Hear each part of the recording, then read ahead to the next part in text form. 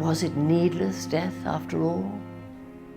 For England can keep faith for all that is done and said. We know their dream, enough to know they dreamed and are dead. In 1921, the poet W.B. Yeats published those words about the most important political event of his lifetime. The Easter Rising of 1916, Ireland's foundational moment. In 1916, with the First World War raging, a ragtag group of rebels and revolutionaries saw an opportunity to strike against the British Empire. Ireland had yet again been promised home rule, but for these men, that simply wasn't enough. With England distracted with the war on the continent, the First World War, it was seen as an opportune moment at some point during the course of that horrific war, in which 200,000 Irishmen or more had enlisted, by the way, into the British Army, that it would be an ideal time. On Easter Monday, nationalists seized the General Post Office. Patrick Pearse, one of the rebel leaders, plastered copies of the Irish Proclamation on its doors. We declare the right of the people of Ireland to the ownership of Ireland and to the unfettered control of Irish destinies to be sovereign and indefeasible. The British government quickly dispatched thousands of soldiers. The Sherwood Foresters arrived and thought they were in France, having been training for the war. No one bothered to tell them. So what did they do? What any British soldier in 1916 would do. They built trenches on the roads of the city. There was street fighting. After shelling from a Royal Navy battleship, Dublin was in flames. By Saturday, the Rising had been crushed. In the following days, the British government ordered the execution of 15 of its leaders by firing squad. James Connolly's injuries in the battle were so grievous, he had to be shot in a chair. Thousands more, including 77 women, were arrested. The Irish public opinion initially was very hostile to the Rising. But that started to change once the news of the executions broke out. The way the executions were carried out was extraordinarily ham-fisted. It was under the Defence of the Realm Act. There was very strict censorship.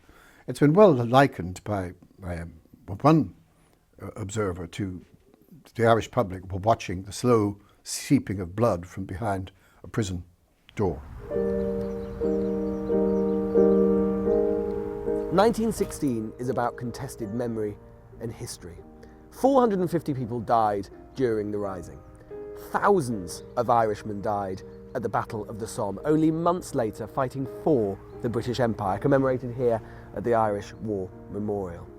The truth is, 1916 helped to create and cement the divisions we've known in Ireland for so long. Who should we remember? Those who fought against the Imperial British, or who fought the Germans on continental Europe?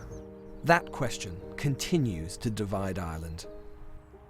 Those who rebelled against the state in 1916 were a tiny minority. They did not command the support even of fellow nationalists, and there's a large degree of antipathy towards them within the Unionist community because the rebellion took place at a time when men from all over Ireland, Unionist and Nationalist, were fighting alongside each other and dying in the bloody mud of Flanders. All of us, as we try to be reconciled to living together, because we will live together, have to accept that we all have different narratives.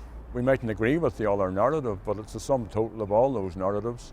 So there are those who will commemorate the Battle of the Somme, and that's fair enough. We have to respect the memory of those who fell. But that was an imperialist adventure. Among them, President de Valera, the sole surviving commandant of the rebellion. With him, Premier Sean Lemass at these celebrations in Dublin outside the General Post Office where the first shots were fired. The Rising's 50th anniversary in 1966 was celebrated with bombast and pageantry. Today's perspective of the Rising is more nuanced. The fact that it caused carnage, that the majority of people killed in the Rising were civilians caught in the wrong place at the wrong time. The fact that, although this was very rarely adverted to, the fact that it set the seal on Ulster's separatism, these facts were rather played down. Independence wouldn't have happened when it did without the Rising. But then, perhaps, the violence to come might not have either. It began a war of independence. and the legacy of that War of Independence includes the partition of Ireland. It includes the question of those who felt they were attending to unfinished business at a much later stage, because obviously a unified Irish Republic was not achieved as a result of 1916 or the War of Independence. And you have the role of violence in the creation of both states, Northern Ireland and ultimately what became the Republic. They're very, very troubling questions. They're very difficult questions to this day. Someone once said that Britain always looked at Ireland through the wrong end of a telescope, so never understood its people. Now Ireland is turning that telescope unto itself and its own foundations. On this 100th anniversary, it is seeing them anew. I write it out in verse. MacDonagh and MacBride, and Connolly and Pearse, now and in time to be, wherever green is worn, are changed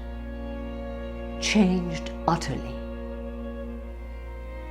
A terrible beauty is born.